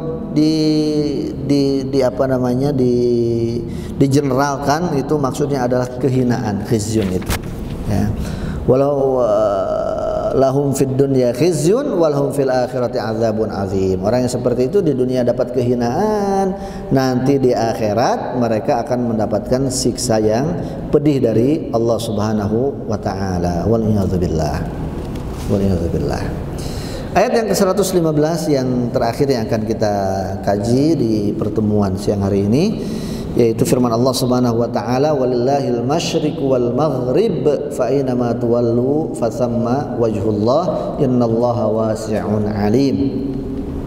Dan milik Allah lah timur dan barat, maka dimanapun kalian menghadapkan wajah, di sanalah ya Allah Subhanahu wa taala. Innallaha wasi'un alim, sesungguhnya Allah Subhanahu wa taala maha luas ilmunya dan maha mengetahui. Kata Imam Ibnu Katsir, ayat ini wallahu taala alam merupakan atau di dalamnya terdapat hiburan, penghibur, pelipur lara bagi Rasulullah SAW dan para sahabatnya yang mereka sudah terusir dari Mekah, meninggalkan masjid mereka, meninggalkan tempat beribadah mereka selama beberapa waktu begitu ya. Mereka harus hijrah ke luar kota Mekah, ke Madinah, ke Taif, ke Habasyah, ya, Ethiopia, ya, sebelum ke Madinah dan seterusnya. Ya, mereka yang terusir itu kemudian merindukan Ka'bah, ya, merindukan Ka'bah, merindukan kampung halaman. Mereka kemudian di awal waktu ketika mereka hijrah itu harus sholatnya menghadap ke Baitul Maqdis selama 16 bulan atau kurang lebih ya, 16 sampai 17 bulan kata Imam Syafi'i kurang lebih. Ketika di Madinah itu Rasulullah SAW itu sholatnya menghadap ke Baitul Maqdis. Kemudian nanti ini kaitannya dengan ayat yang akan kita bahas nanti insyaallah di awal juz kedua daripada surat Al-Baqarah ini tentang pengalihan atau pemindahan kiblat dari Baitul Maqdis ke Ka'bah Al-Musyarrafah di Mekkah. Insyaallah taala nanti kita bahas lebih detail lagi di sana. Dan kemudian itu termasuk salah satu contoh kalau kita mengkaji kajian usul fikih, ayat yang kaitannya dengan nasikh dan mansukh, ayat yang dihapus dan ayat yang menghapuskan, yaitu masalah kiblat ini yang tadinya ke Baitul Maqdis di Palestina kemudian dirubah menjadi ke Ka'bah di Makkah Al-Mukarramah. Maka kemudian kata Allah Subhanahu wa taala, dimanapun kalian ya mengadahkan wajah maka di sana ada Allah Subhanahu wa taala. Maksudnya ini hati-hati nih, bukan berarti Allah itu ada di mana-mana. Bukan berarti Allah itu ada di mana-mana ya. Tapi kemanapun kita pergi, dimanapun kita berada, di situ ada Allah. Maksudnya bagaimana? Nah, maksudnya adalah bahwa yang pertama al-masyriq wal maghrib itu milik Allah. Yang kedua nanti kaitan dengan hukum fikihnya, kita kaitannya dengan akidah dulu. Yang kedua bahwa bumi ini, mungkin Bapak Ibu ada yang pernah melihat dokumenter yang dulu sebelum perluasan Masjid Nabawi itu ditayangkan di Museum Asmaul Husna. Saya belum dapat lagi tuh pindah kemana tuh Museum Asmaul Husna, atau mungkin belum dipindahkan. Ada dokumenter NASA, teleskop NASA yang tercanggih pada saat itu.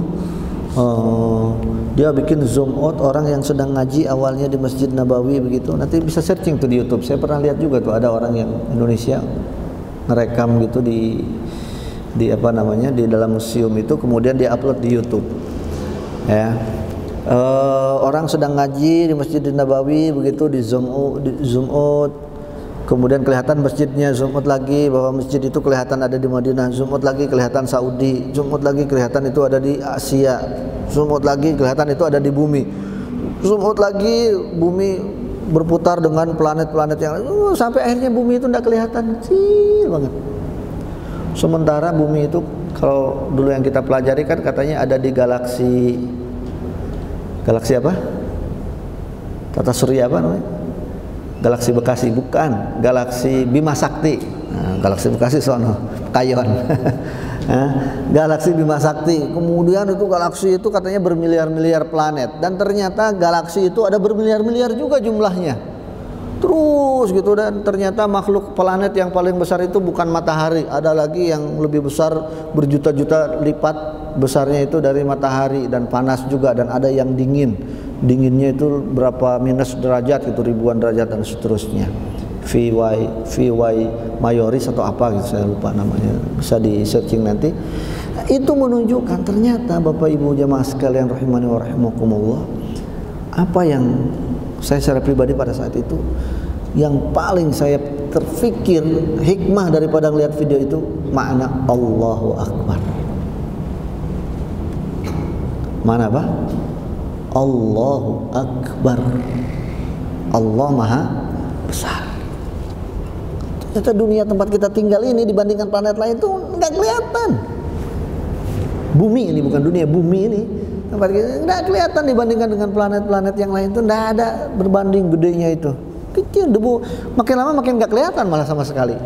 Yang kelihatan kan galaksi-galaksinya tadi itu bermiliar-miliar lagi katanya jumlahnya itu.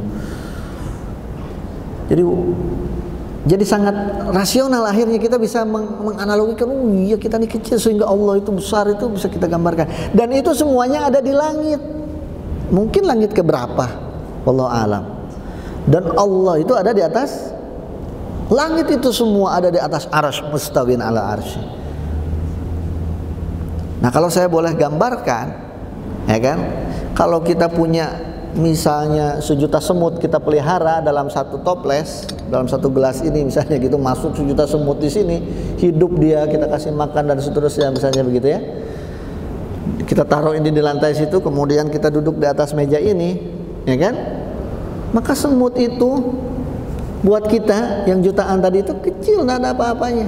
Tapi dia melihat saya mungkin akan besar. Kan ada tuh filmnya tuh ya, atau apa tuh filmnya itu, 6 lah ya, dalam bahasa Arab 6 lah semut.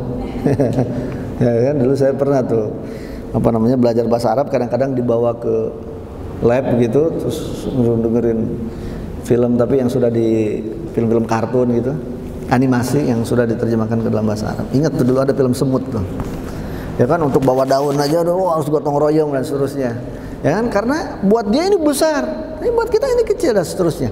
Nah, bukan mungkin begitu juga untuk Allah Subhanahu Wa Taala. Kita ini kayak besar, tapi buat Allah tidak ada apa-apanya gitu, tidak ada apa-apanya. Ya, maka walillahil masyriq wal maghrib fa aynama tuwallu fa thamma wajhullah. Benar, Allah lah yang punya timur, barat, kemana aja kita menghadap ya di situ ada Allah. Ya itu tadi kayak semut tadi itu, semut itu mau ke utara, mau kemana, mau kita ada di atasnya, tetap aja kita di atas dia, tetap aja dia akan menghadapi kita. Nah, kita juga sama nih, mau kemana, karena Allah lebih besar dari kita, dari alam raya yang diciptakannya ini. Ya, Allahu Akbar. Ya, Allah Maha besar. Jadi secara zat Allah itu besar, Maha besar. Tidak ada zat yang lebih besar daripadanya mungkin. Ya, bahwa Allah Subhanahu Wa Taala juga melalui hadis qudsi, ya, nanti pada hari kiamat itu bumi langit itu akan digenggam dengan satu tangan, menunjukkan besar Allah Subhanahu Wa Taala secara zat. Tapi kita tidak boleh kemudian mengimajinasikan ya bagaimana kemudian zat Allah Subhanahu Wa Taala, kata ilmu kita tidak akan sampai ke sana, pengetahuan kita tidak akan sampai ke sana. Tapi kita ingin memahami bagaimana Allah Subhanahu Wa Taala mengatakan kepada kita, lillahil masyriq wal maghrib, bagi Allah, milik Allah timur dan barat, fa aina ma tuwallu fa thamma wajhullah. Ngadep kemana aja di situ ada Allah Subhanahu Wa Taala. Itu karena kita kecil, Allah besar. Innallaha wasi'un alim. Allah Maha luas, Maha mengetahui. Nah, ini secara prinsip. Nah, secara hukum fikih, ini Imam Ibnu Katsir juga di sini walaupun tidak detail, ya, mengangkat konsekuensi hukum fikihnya dalam salat. Ya, tentang kiblat, menghadap kiblat dalam salat. Nah, saya simpulkan saja dari pendapat-pendapat yang ada dalam mazhab fikih tentang salat, hukum salat menghadap kiblat dan tidak menghadap kiblat. Yang pertama, jelas definisi kiblat itu adalah Ka'bah, titik nolnya. Ya, titik nolnya. Nanti para ulama ada yang berpendapat apakah harus sejajar dengan Ka'bah, satu dataran begitu, selevel atau tidak. Itu juga ada pendapat. Dulu mungkin para ulama di zaman klasik dulu tidak membayangkan akan ada gedung bertingkat, akan ada pesawat, sehingga ada ulama yang berpendapat harus sejajar. Sehingga kalau sholat di lantai 2 Masjidil Haram, lantai 3 itu tidak sah, karena ngadep apa dia, orang Ka'bahnya di bawah. Nah, gitu kan. Itu ada ulama yang berpendapat seperti itu. Tapi kita maklumi bahwa pada saat itu ya keterbatasan manusia di dalam tadi berimajinasi, membayangkan, tasawur terhadap apa yang akan terjadi mungkin tidak sampai. Ya, bersyukur kita menjadi orang yang sekarang hidup dengan segala kecanggihan dan kemajuan ini, sehingga ayat-ayat Allah itu dan hukum-hukum Allah itu semakin kita rasakan, ya, aktualisasinya di dalam kebutuhan kita. Kemudian ya, jadi definisi kiblat itu adalah Ka'bah, ya, dan yang segaris dengannya ke atas, ya, sehingga pendapat ini yang benar, ya, atau yang kuat. Meskipun ada sekali lagi pendapat yang mengatakan ya harus selevel dengan Ka'bahnya, tapi itu menjadi pendapat yang lemah. Yang kedua, bagaimana hukum ketepatan seseorang ketika dia sholat untuk menghadap Ka'bah tadi, kiblat tadi. Maka semua ulama sepakat bahwa bagi orang yang sedang ada di dalam Masjid Haram, Haram Makki, ya, harus betul-betul tepat ke salah satu sudut atau ke salah satu bagian Ka'bah. Tidak boleh melenceng. Misalnya di sini Ka'bah, dia sholat sini menghadap ke sana, melenceng, nggak boleh. Dia harus ke sini. Makanya shaf sholat di Masjidil Haram itu tidak lurus. Ya, tidak ada imam Masjidil Haram luruskan shafnya, tidak ada, salah dia kalau suruh lurus. Ya, karena shafnya melingkar. Kalau melingkar berarti nggak lurus, bengkok, ya kan? Melingkar. Ya. Karena kenapa? Karena dia harus tepat di Ka'bah. Orang yang di sana harus tepat menghadap ke Ka'bah atau salah. Nggak harus di tengah-tengahnya, yang penting kena. Ya. Yang kedua, bagi orang yang di luar Masjidil Haram, maka fawalli wajhaka syatrul Masjidil Haram. Meskipun ini nanti akan kita angkat pada saat membahas tadi awal juz kedua dari surat Al-Baqarah ini. Tapi karena Imam Ibnu Katsir di sini mengangkatnya walaupun tidak rinci, nanti rincinya di sana, tapi tidak apa-apa, kita angkat. Yang kedua, bagi orang yang di luar masjid, ya masih di area Mekah, tapi dia bukan di masjid, ya di Aziziyah misalnya gitu, di Misfalah atau kemana lagi sana, daerah-daerah agak luar, ya, maka kemudian ya patokannya adalah garisnya itu ya kena ke Masjidil Haram. Ya, tapi sekarang sih dengan teknologi yang lebih canggih ya insya Allah arah kiblat itu mudah-mudahan lebih tepat ke Ka'bahnya gitu dimanapun kita berada ya. Yang berikutnya lagi, ketika orang itu di luar Mekah, kayak kita di Indonesia, Australia, semua di luar Mekah, maka patokannya yang penting kita mengarah ke Mekah. Ya, jadi akurasinya yang penting Mekah itu sudah dianggap sah. Ya, tidak syukur-syukur kalau bisa langsung ke titik Ka'bahnya, maka itu yang ideal tentunya, yang afdal. Nah begitu kurang lebih pada saat kita melaksanakan sholat. Ya, jadi syarat sah sholat itu kan diantaranya menghadap kiblat. Tapi ada rukhsah untuk syarat ini ketika seseorang itu dalam perjalanan. Ada dua pendapat dari ulama-ulama mazhab fikih. Yang pertama, membedakan antara sholat wajib dan sholat sunnah. Kalau sholat wajib itu harus menghadap kiblat dengan kategori tadi. Kalau di dalam, di luar masjid, di Mekah, di luar Mekah dan seterusnya. Yang kedua, sholat sunnah. Menurut pendapat yang pertama tadi, kalau sholat sunnah maka takbiratul ihram yang menghadap kiblat, setelah itu boleh kemana saja menghadapnya dari kendaraan yang ditumpanginya kalau dia sedang safar. Ini pendapat yang paling masyhur, yang terkenal ya. Dan boleh sholat seorang itu di atas kendaraan. Nah ini juga ada yang mengatakan itu kalau sholat sunnah, kalau sholat wajib beda lagi. Ada yang membedakan begitu. Nah, tetapi kondisinya tentu ya berbeda-beda antara satu orang dengan yang lain. Ada orang yang mungkin dalam kendaraan, atau katakanlah kalau kita naik pesawat, yang paling susah naik pesawat kan susah diberhentiinnya pesawat, kecuali mungkin jet pribadi ya kan, suruh belok dulu ngadep kiblat misalkan gitu pilotnya, bisa kita kondisikan gitu. Kalau kita naik pesawat umum ya terserah maskapainya gitu kan, terserah pilotnya, orang maunya ke sebelah sana dia masa suruh belok dulu, muter dulu dan seterusnya. Nah, pesawat itu Bapak Ibu kita tahu, sementara ini yang saya tahu yang ada musolanya cuma Saudi Airlines. Selebihnya tidak ada. Meskipun pesawat-pesawat punya Arab, punya Timur Tengah.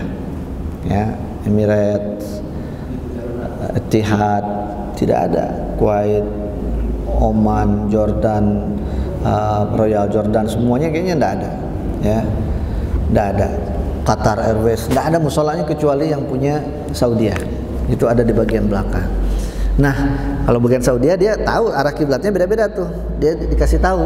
Maka ketika kita sholat, ya kalau lagi kita menuju ke sana kita ngadep kepala pesawat. Tapi kalau kita mau pulang ke Indonesia kita ngadep ekor menghadapnya begitu. Karena kan sana lah. begitu kondisinya. Tapi kalau yang lain tidak ada musolanya, bagaimana kita sholat? Kalau kita lagi mau berangkat umroh misalnya begitu, ya alhamdulillah kita menghadapnya kiblat. Nah kalau kita lagi mau pulang ke sini, kan 9 jam, ada melewati beberapa waktu sholat kadang-kadang. Ya, jadi kita sholatnya membelakangi Ka'bah begitu, membelakangi kiblat atau bagaimana? Nah, gimana tuh? Nah, ini penting untuk kita ketahui. Maka tentunya adalah kata Allah Subhanahu wa taala, prinsipnya la yukallifullahu nafsan illa wus'aha. Fattaqullaha mastata'tuhum dan seterusnya. Maka dalam kondisi memang darurat tidak bisa lagi, ya, maka ayat yang tadi itu fa aina ma tuwallu fasamma wajhullah. Jadi ayat-ayat ini berkaitan dengan ayat-ayat yang lain, bertalian dengan ayat-ayat yang lain, sehingga tidak bisa berdiri sendiri di dalam memahami hukum fikihnya nanti. Barakallahu fikum wa jazakumullah khair ala istimaikum. Terima kasih atas segala perhatiannya. Ini yang dapat kita sampaikan di kesempatan siang hari ini, mudah-mudahan bermanfaat. Insyaallah kita lanjutkan di pertemuan yang akan datang. Dan yang sebagai penutup tadi kaitan dengan hukum fikih masalah kiblat ini, insyaallah nanti akan secara detail kita sampaikan insyaallah taala pada saat pembahasan di ayat tentang perpindahan kiblat dari Baitul Maqdis ke Masjidil Haram. Wallahu ta'ala a'lam.